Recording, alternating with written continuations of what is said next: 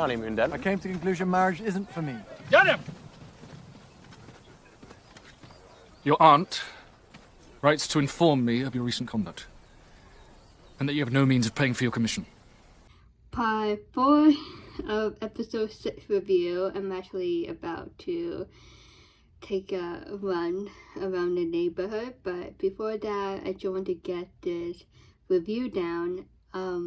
Edward, he just got off that conversation with his aunt. In the last video, we talked about it, and Lady Denham tried to find the most harsh punishment that she could come up with to punish Edward for what he did to Esther and her health. Now he arriving back to his job at the army camp, and I thought it was Fraser that said it, but I had to play the scene a few times. So Harder told Edward Denham, oh, you already back to work, I thought you getting married, I thought you on your honeymoon now. And Harder said an important statement that basically give us the conclusion about the character Harder by the end of season 2. So after Harder and Alison broke off, now we get to hear Harder say, oh, I realized that myself, that I'm not suitable for marriage. I don't want to get married. I just want to stay single and focus on this career that I have in the army. So that was a nice little touch from the writers, informing the audience that Harder is now single and he just doesn't want to get married and just continue that solo adventure that he's on. You are a disgrace to yourself and the company. You're not fit to call yourself an officer. Wow, so that's definitely an attack from Lady Denham to her nephew. Edward said no, he would rather die in battle instead of going through the program that his aunt tried to convince him to do, and he did not agree with her plan. So this is an attack, okay, you say no to me, you say no to your aunt, so I'm gonna take away your job, take away your career. She took something from him that meant a lot to him. So when she wrote to Colonel Lennox and him finding out what Edward did, and now this scene, oh yeah, this will get Edward really, really, really, really mad at his son. Out of my way!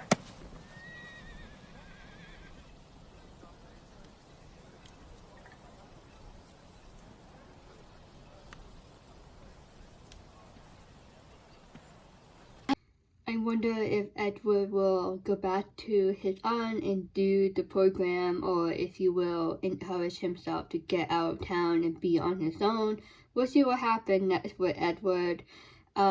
It's interesting how the camera switched focus to Fraser at the end of this scene, and this will play a role later on, later this review.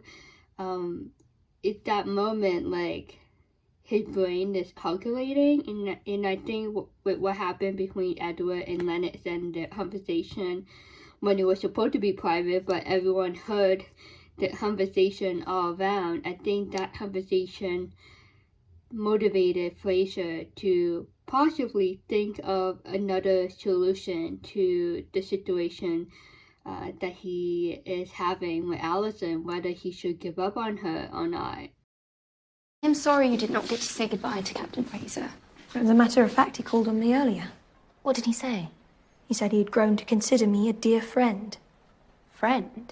Alison is leaving, going back home. She's serious about it. She's not wasting any more time in Sanditon. I like how Georgiana said, a friend? What the heck? He only sees you as a friend. So, to me, Georgiana and Charlotte, at least, Georgiana and Charlotte see that there's spark going on between Fraser and Alison. And he gave me a small gift to remember him by, but made me swear I wouldn't open it until I got home.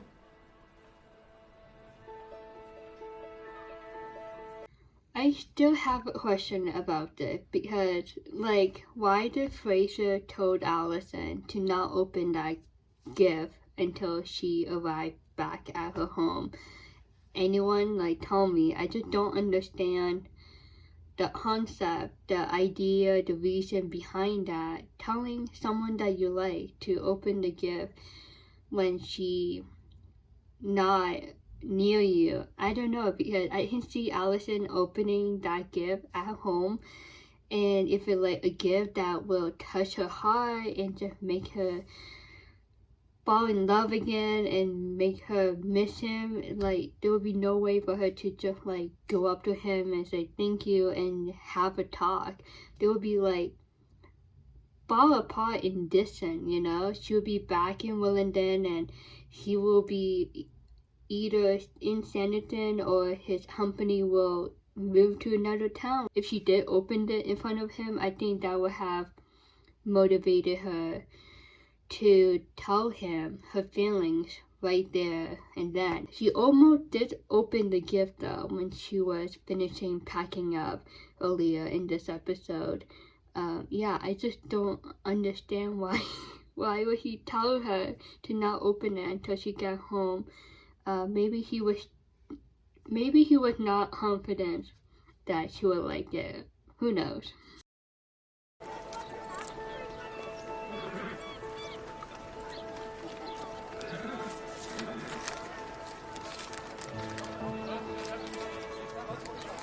Okay, it's a good thing that she is opening his gift to her right now.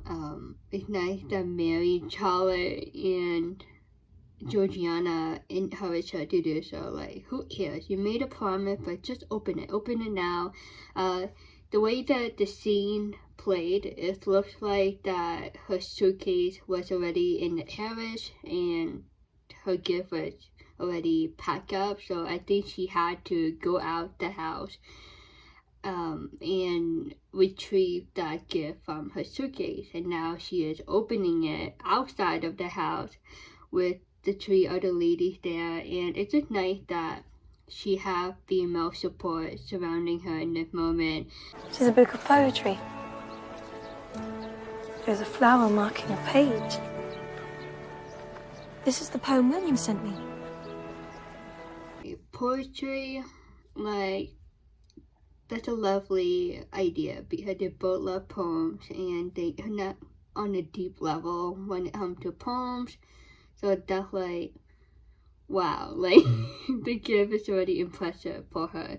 Second of all, there's a bookmark of flowers, and it made me think of earlier this season, season 2, when they ran into each other in the woods and they were like picking up flowers, and Fraser was picking up flowers on behalf of Colonel Lennox because Colonel Lennox wanted to give a bouquet to Charlotte, if you remember.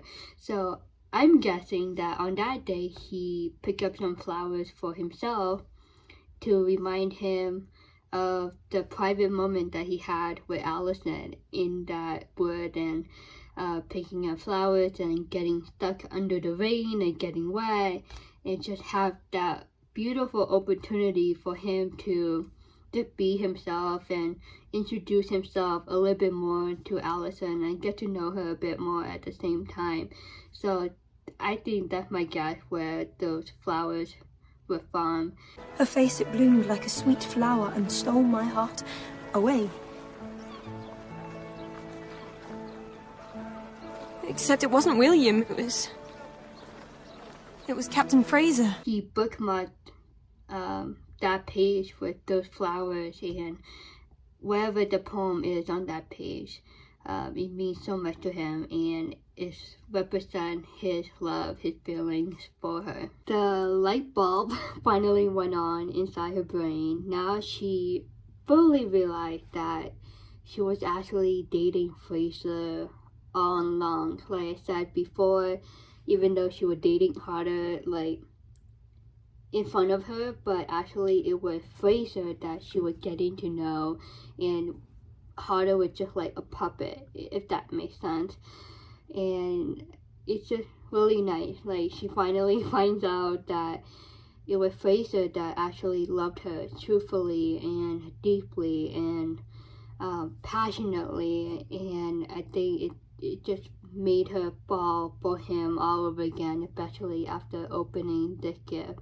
You can hear the music in the background picking up a bit at a time, and it sounds like the same melody from that song when Alison and Fraser dance. It's that beautiful melody, and when you hear that song playing again, especially when it comes to the scenes about Alison and Fraser, it's the writers telling us that this song represents the relationship that Alison has with Fraser, the love that they have for each other. And I think it's just a beautiful way of symbolizing the relationship by playing that song again in this scene. And with Alison opening the gift right now, this will definitely motivate her to chase after him. It was always him. This was not given in friendship, Alison.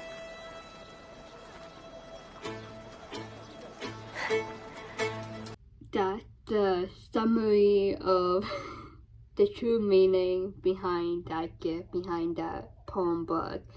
It was not a friendship gift, it was more than that. And I just love how Clara said it as like an older sister giving advice to her younger sister, like, hey, like, little sister, like, this guy really likes you, like, you should talk to him and sort it out.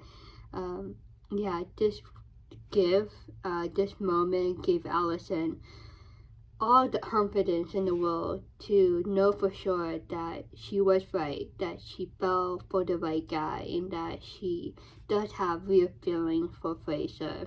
And now the question, like, is it too late for her to make it right with Fraser? Hopefully she be able to find him and be able to convince him, like, hey, like, we should be together, we should get married and have the rest of our life together as a couple.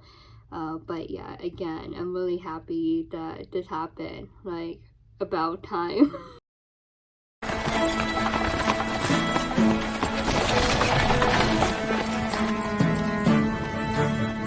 What will I say to him? Tell him he has won your heart, just as you have won his.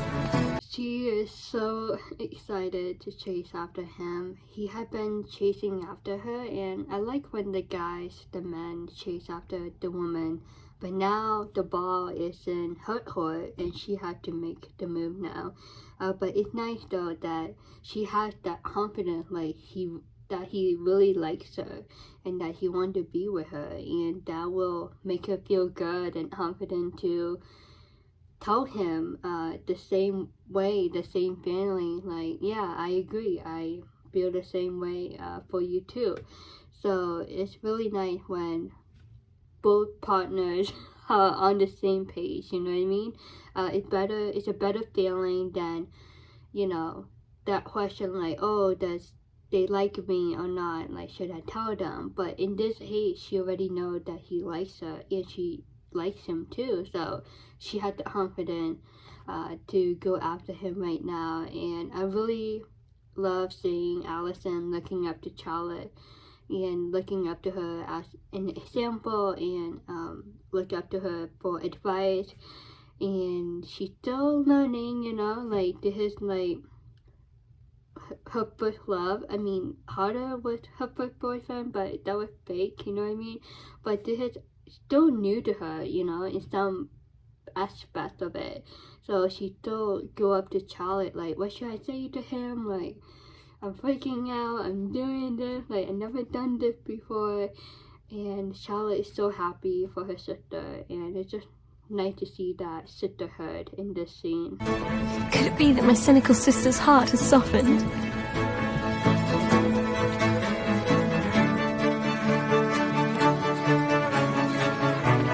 Yeah, I agree with Alison. Remember in episode 1 of season 2, Charlotte was like, no love, no, like, I am done with men, I am done with relationship. Like, I did that with Sydney, now he dead, like, I'm done. Like, I'm done going through the heartbreaks. And she really closed her heart off to any man in the beginning of season 2. Now that had changed in a dramatic way. She really opened up again to love again, especially with Mr. Colburn.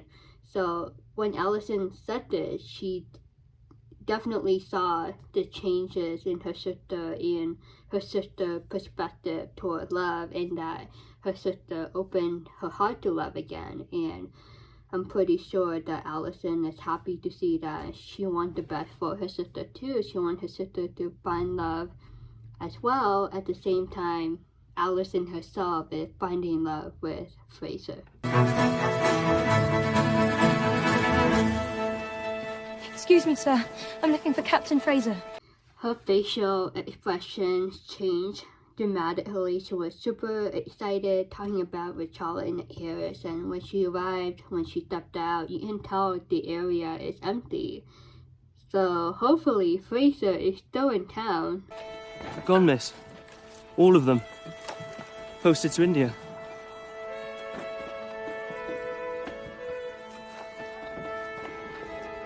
If Fraser and Alison did not get together and he's already on the way to India, like, if you know your map, India, Sanditon, England, like, that's a huge distance apart from both of them. Like, that's a long distance relationship, and that takes days to get to India, especially back in those days.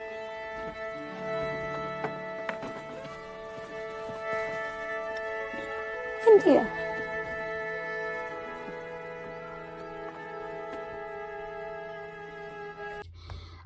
So yeah, Alison is like calculating in her mind, like, India, like, that's so far away, and she lost a chance. So yeah, this doesn't look good at all, and she is freaking out, and she's like, did I actually lost my chance for good?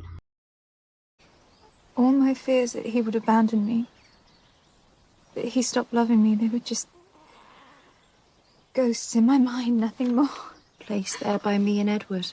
Catching up on all the missed letters from her husband, and she's very happy reading them and just knowing, having the confidence that her husband still loved her and still wrote to her. It was just because of Edward's evil plan, trying to hurt Esther in her marriage and destroying her health at the same time. Yeah, Esther had many moments in season 2 where she lost hope and lost confidence in her marriage to Lord Babington, just because she lost the first baby, their daughter, when she was stillborn. So she thought, like, because of that, Lord Babington started to think that she's not worthy enough and that she not capable to get pregnant and have a healthy baby, and that he lost his confidence in her as a woman and as a wife and as a future mom. So she, started to think of those negative thoughts, and it led her to depression and low self-esteem. And now reading these letters that she catching up on from her husband is lifted her hopes up and made her feel really good, and that she is okay, and that they still in this marriage, and that she still loves her and she still loves him. Edward exploited you. He's incapable of feeling. I am no different. I've seen the way you look at George. It's a beautiful picture of forgiveness between these two women in this scene. Clara, she still acknowledged that she did some wrong things against Esther just because of Edward persuading Clara and manipulating her to do things that she didn't want to do, and unfortunately she felt hostage under Edward's power until that moment came when she had the courage to speak up the truth and told Esther at the wedding breakfast about all the things that Edward had been doing to Esther and her health and her marriage to Lord Babington.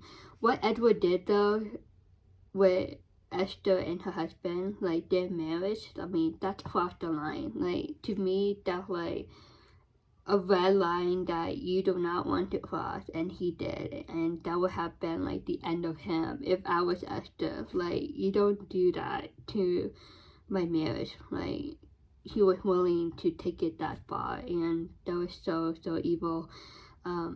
But Esther, she turned around, she's like, no, you have some good in you, like, you have a good heart, and I seen you become a mom to George, and you do have a good spirit, and that's what Esther sees in Clara. But Clara, she feel really bad for what she did to Esther, and what she did with Edward against Esther, and she still feels guilty, and it's just something that would take time for her to move on and to get over it. She does need to forgive herself, Clara, she does. If not, she's gonna keep thinking bad about herself. Esther already forgave her, so hopefully Clara forgive herself too and move on and continue to be the best mom that she can be to George. I've never known love like it, Esther. It is so fierce that it scares me. I hope one day you will discover it for yourself.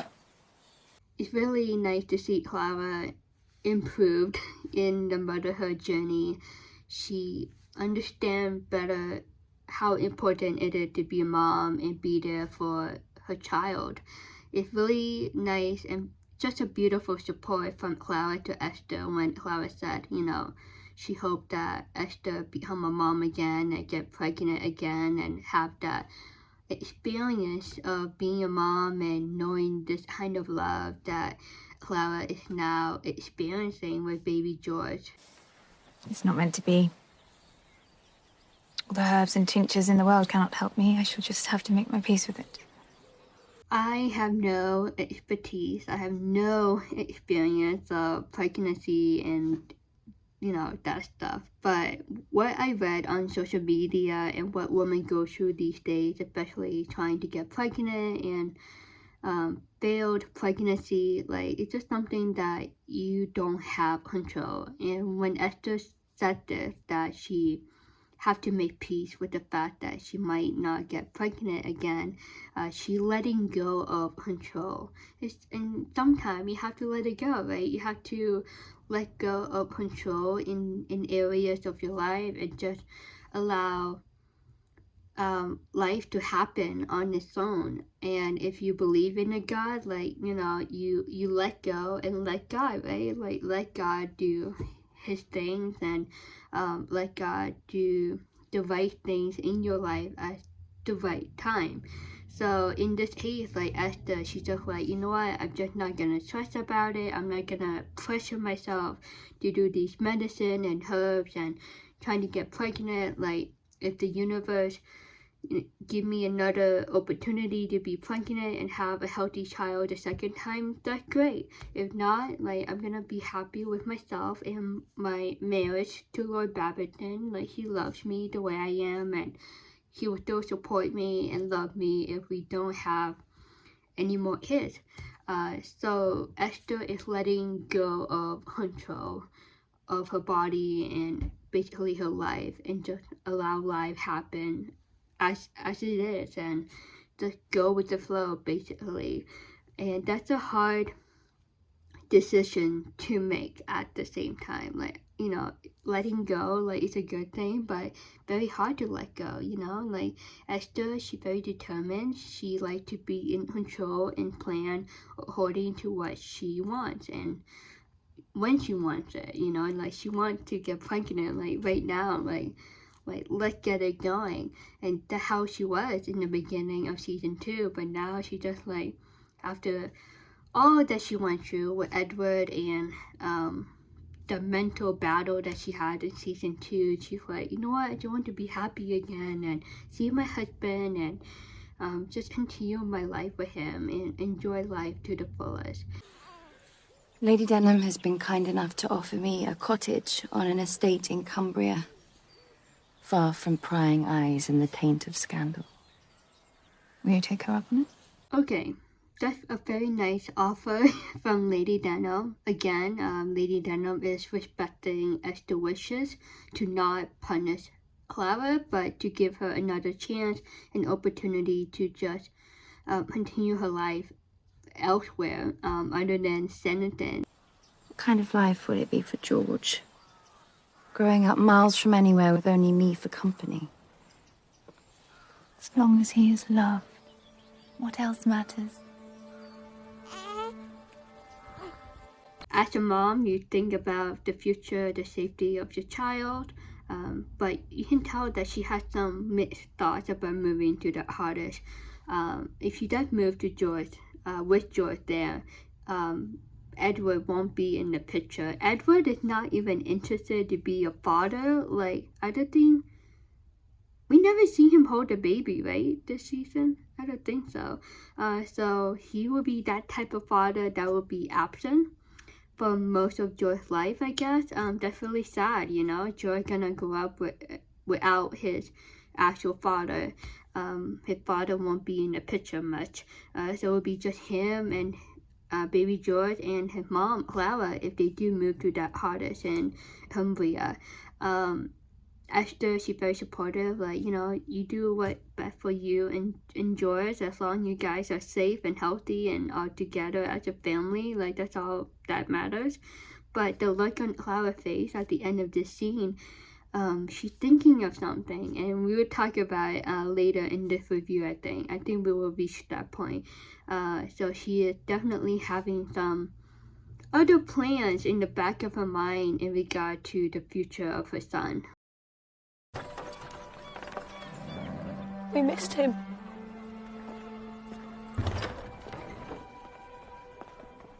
Oh. Here she is now. Back at the Parker's household, the next scene is one of the best scenes in season 2. Honestly, I was more invested in Fraser and Alison relationship than Charlotte love life in season 2. That's my honesty. Something about Alison and Fraser, it's another beautiful love story. Is it not a strange coincidence? Each of you was seeking the other.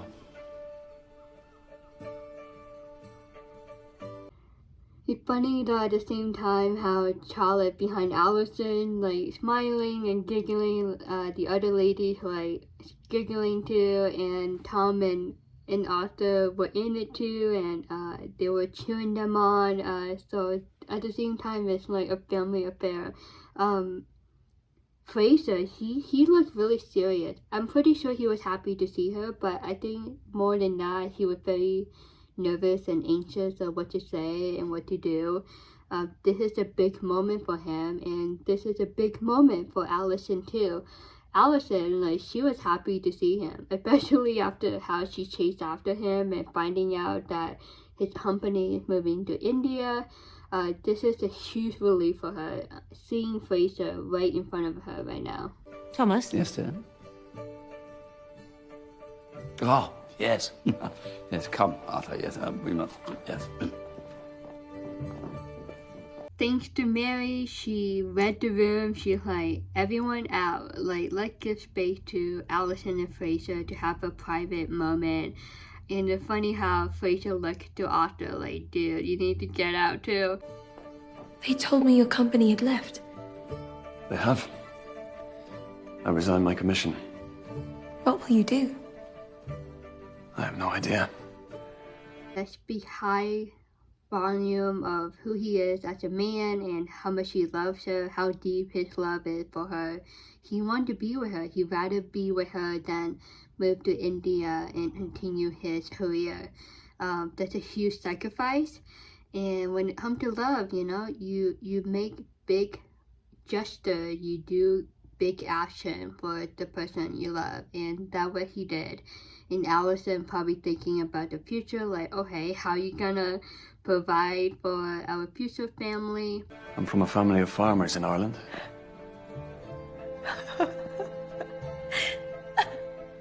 Why should that be so funny? I was always so determined I would never be a farmer's wife. And then he said that he from a family that are farmers. And she started to giggle. If you remember in the,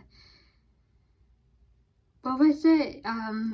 First episode of season 2, first episode, she said something that she is looking for a man that is not a farmer, someone in the high class that has a noble, high reputation job, like an army man, for example. So that's why she chased after it harder. One of the reasons why she chased after it harder.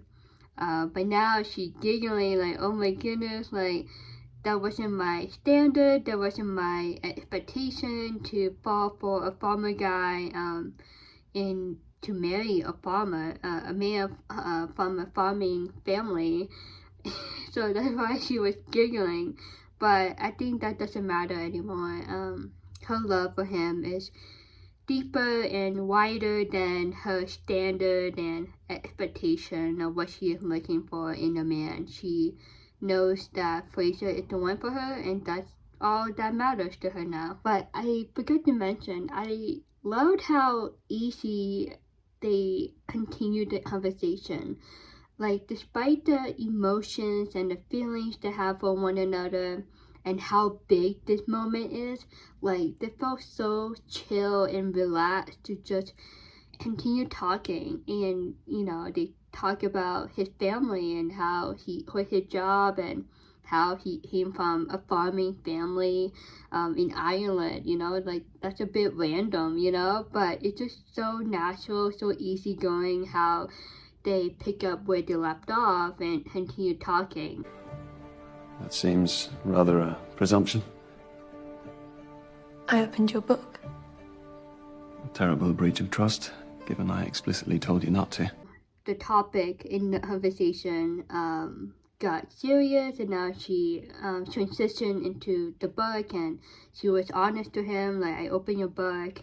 And it was a little humor in his statement when he's like, oh, you know, you broke the trust, like you broke the promise, the deal. But it showed that he wasn't that mad to her. Like, he's not gonna be like so furious about how she opened the book before she arrived back to her hometown. But I think it's good that she opened the book, and now, you know, they would start talking about the serious things and like the feeling for one another. I never should have guessed that Spartan Captain Fraser could have such a poetic soul. Fool that I am. I have fought to hide my feelings from you.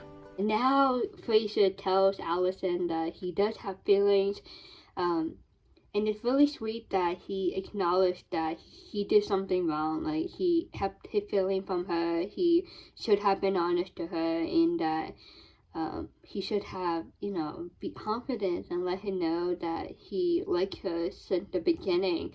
But hearing that from a guy, I'm pretty sure Alison was happy to hear that, and that will give her more confidence to say the same things in return to him in this scene. Believing them to be futile. Never daring to hope that you could bring yourself to love a coarse, battle-scarred soldier. I'm telling you, like, besides the romance, there's so much humor in this big scene.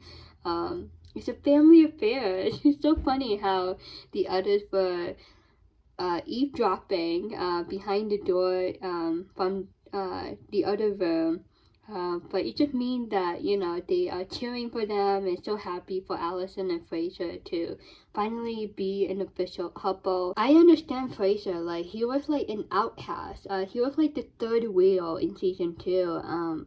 Alison was all in for Carter. She gave a lot of attention to Carter, and Fraser was just that guy, like, on the side of the road. So I can understand how he was not having hope that Alison would fall for him. Like, he didn't have confidence for that. He didn't hope for that. Like, he didn't want to, like, you know, have a broken hope.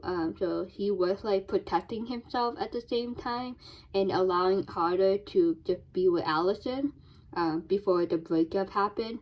So he was very protective of his heart. He was guarding his heart. He didn't want to get hurt. He didn't want to have high hopes that Alison would change her mind and be with Fraser instead. He really loved her, but at the same time, he had to protect himself and just have low expectation, knowing that, you know, Alison might be with Harder for the rest of her life, that Fraser would never have a chance to be with Alison. So he had that battle going on in season 2, that mental battle to himself, like, should I not? Should I have this feeling even though she's with this other man? Is it wrong to have this feeling for her? Should I go for it? Should I tell her? You know, it's a very complicated situation at the same time, but at the same time, he was being respectful of it and allowing Alison to just be happy with Harder, and to not try to intervene in their relationship. But, my dearest Alison, I stand before you now to ask you if you will honor me with the greatest rank of all, that of your loving husband. So she does have the poetry book still in her hands, and you can see that when he grabbed her hands and they're holding their hands over that poem book that he gave her. This is the proposal. He asking her to marry him. Like, finally, like, the time has come. But I really like how confident he was, and he was like, you know what, like, let's do this. Let me ask the question. Let's get married. And I'm pretty sure she is on the same page about that. Yes. Yes, yes, 100,000 times yes. She did not hesitate. She said yes. She was so confident, like, this is it. He is the one. She is the one for him. I forgot to mention a minute ago, the way that he proposed to her, like, the greatest ring that he could ever have is to be her husband.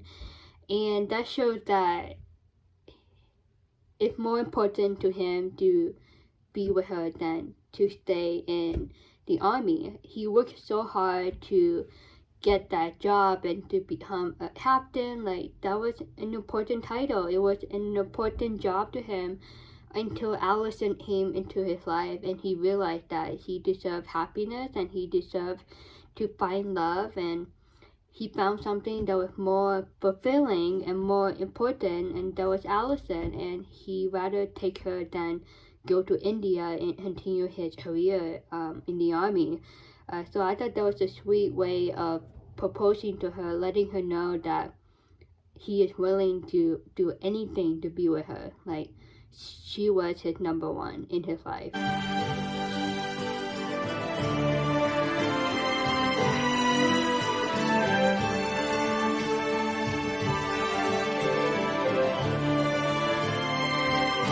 With the music and YouTube, you know, I try to like have the scene under 15 seconds if possible.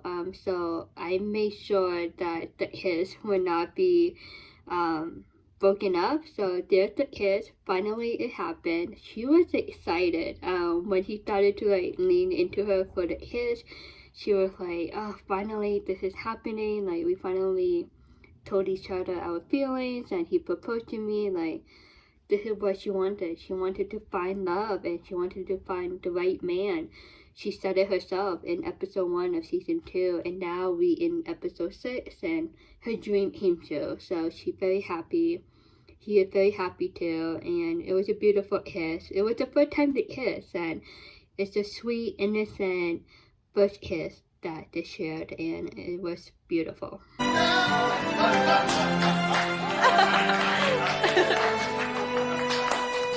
I love how they hug each other after the kiss. I don't know if this makes sense, but it's not only kisses that are the only physical touch in a relationship, but hugging each other is another beautiful, intimate, physical touch to have in a relationship.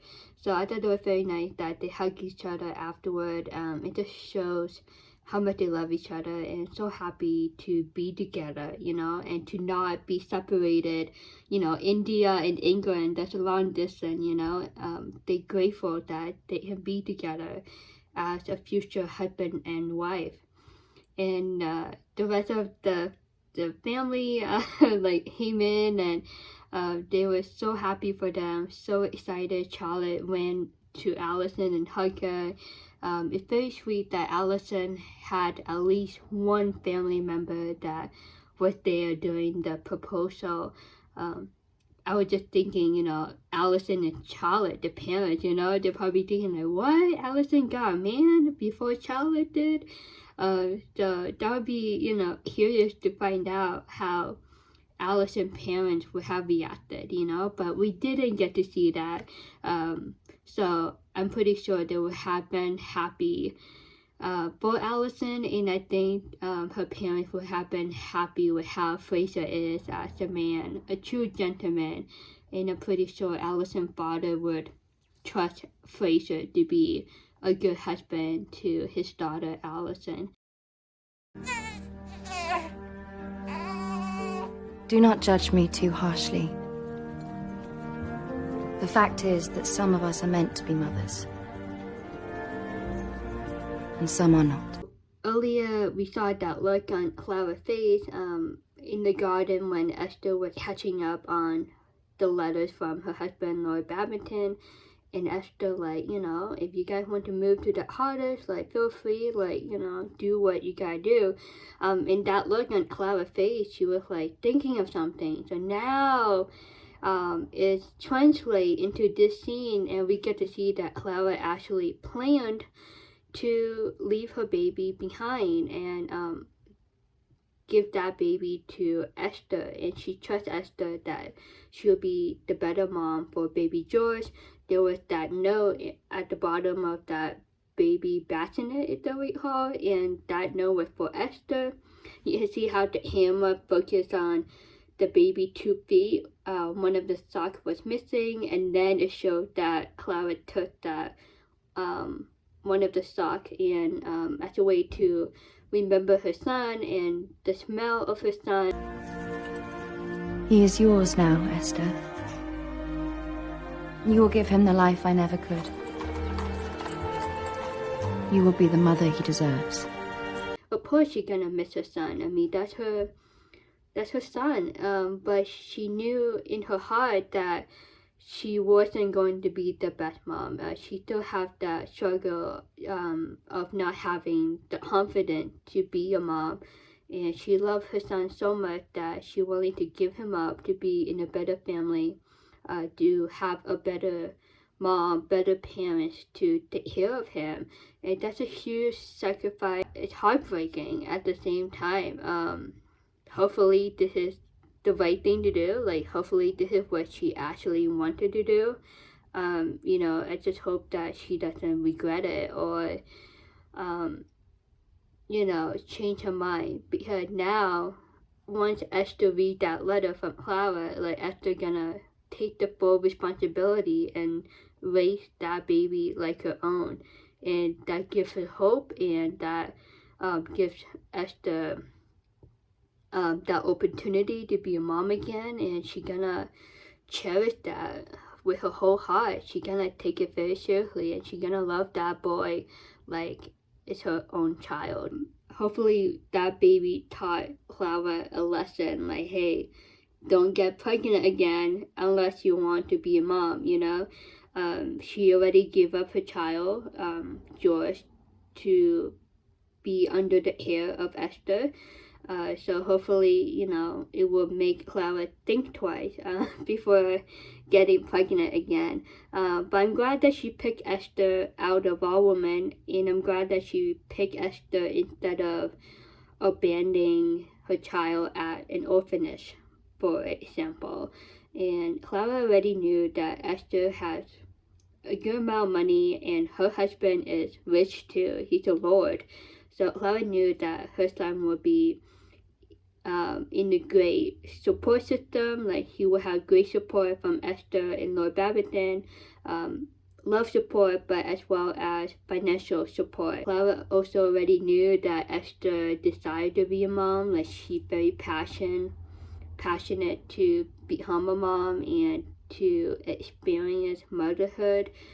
And Clara saw that, and she's like, you know what, you deserve to be happy. I'm gonna give my son to you. But it's not only because to just make Esther happy, because Clara also struggled with herself of not having that confidence and doesn't have the money to support her son too. If she does, keep her son to herself. So she rather go to that cottage by herself and continue her single life, I guess. Childless, with no children. She'd rather do that and have her son be left behind in Sanditon with Esther.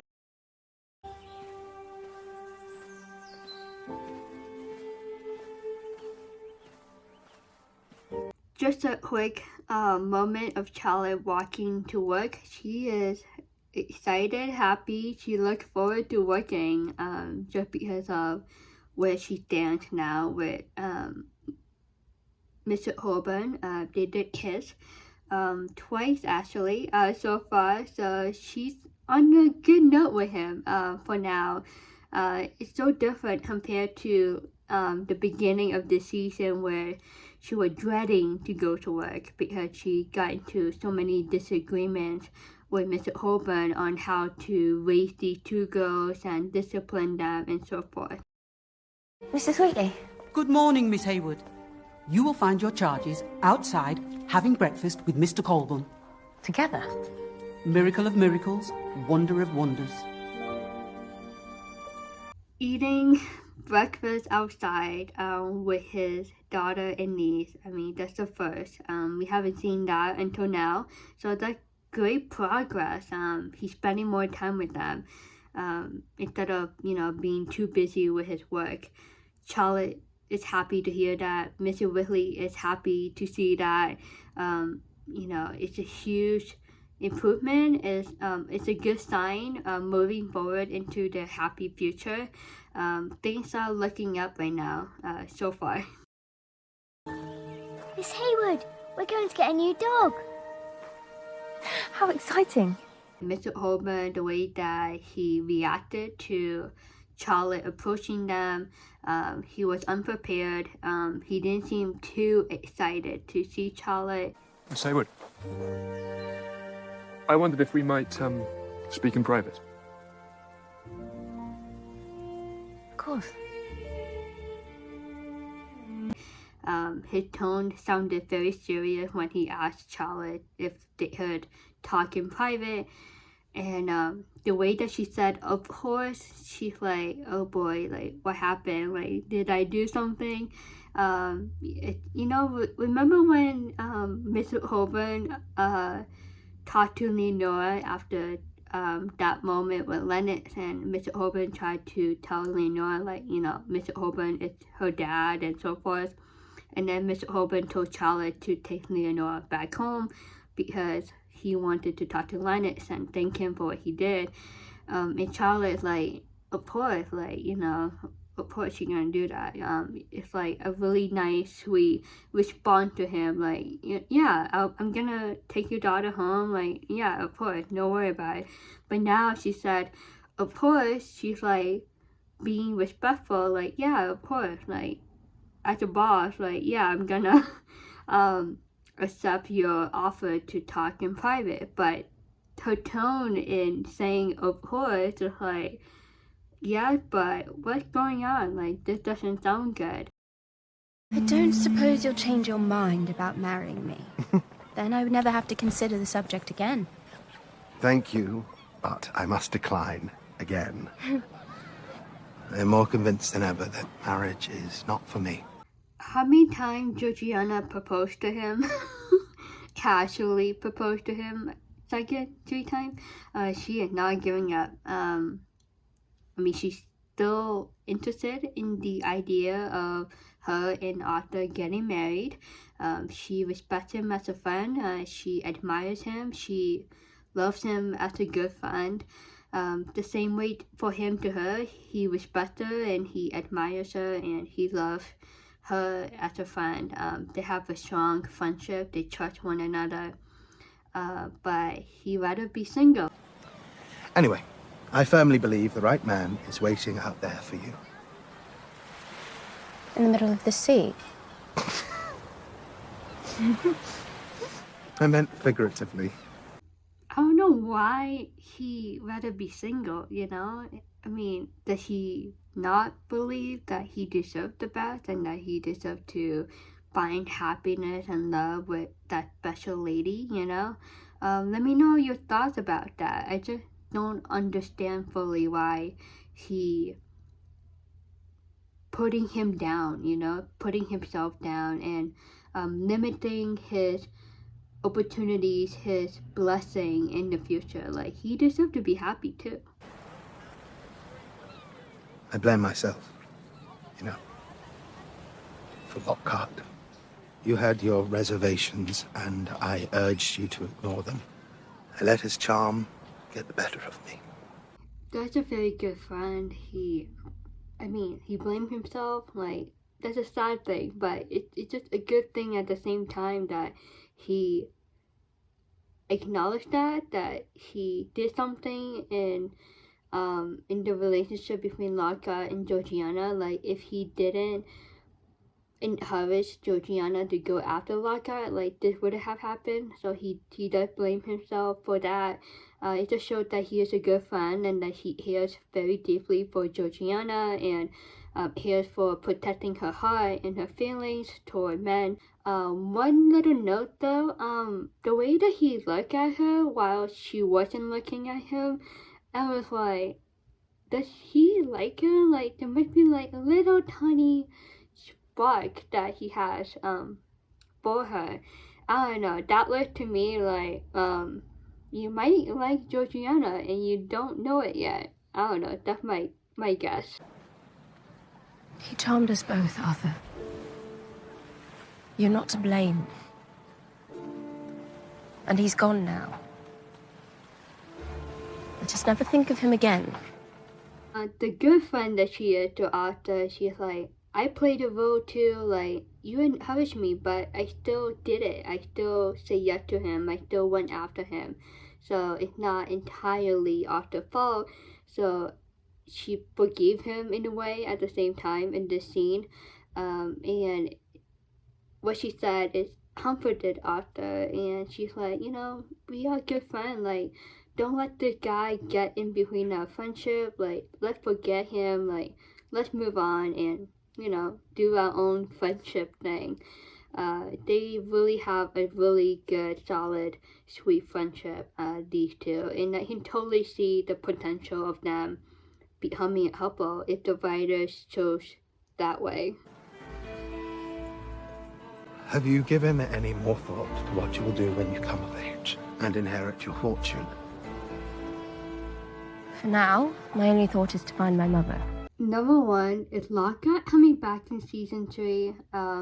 You know, it would be funny though. She said, oh, he gone, we will never think of him again. But what if he does come back in season 3? Ooh, that would be a good storyline. Second, Georgiana wants to find her mom. That would be another good storyline in season 3. So we'll see what happened to that story in season 3. Hopefully her mom is still alive and we get to see her in season 3. We'll see in a month or so. So yeah, Georgiana does have a lot of thinking to do about her future. And after Lockhart, I'm pretty sure like she wants to take a break from men for a while. As for where I will go, it is strange. Having longed to escape Sanditon, I'm beginning to think I might stay a while. What a huge change. The moment she arrived in Sanditon season 1, she did not like it. She wanted to get out of Sanditon like ASAP. Now, at the end of season 2, she's starting to like Sanditon more and she became more appreciative of Sanditon and more appreciative of Sydney bringing her to the town and to be with this lovely pocket family. You must. After all, you're part of our family. An honorary Parker.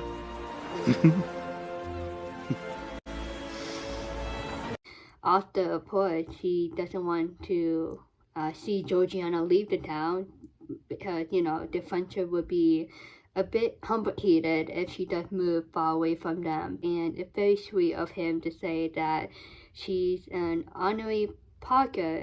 She really is. Ever since Sydney brought her to Sanditon and introduced her to the Parker family, they took her like she was one of their own, and they took care of her, they protected her. They protected her even more seriously after Sydney died. They took that full responsibility of taking care of her after Sydney's death. So yeah, I think Georgiana feels a lot more like home now in Sanditon compared to season 1.